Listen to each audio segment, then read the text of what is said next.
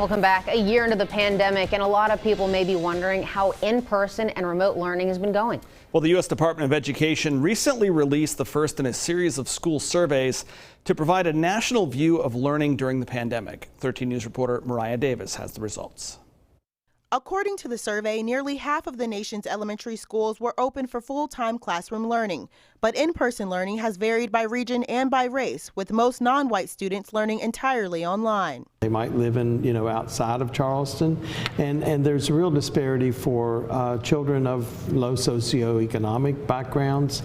It's all over the board, but we know that not everything is equal. The survey also found large disparities by race. 68% of Asian, 58% of Black, and 56% of Hispanic fourth graders were learning entirely remotely, while just 27% of white students were remote learning. It is more, African American kids in his class that's doing e-learning than, Caucasians, but I see a lot of them let their kids back. West Virginia American Federation of Teachers President Fred Albert says disparities often depend on zip codes. We have children being raised in foster care, they're being raised by grandparents or great-grandparents, and the family unit is so different, more than it's ever been before. Shaman Tennant chose to homeschool her two kids for safety purposes, but is happy remote learning is still effective.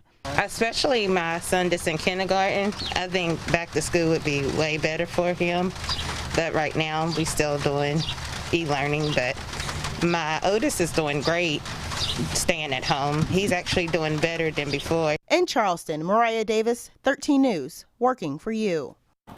The survey results mark the starting line for President Joe Biden's pledge to have most K-8 schools open full-time in his first 100 days in office.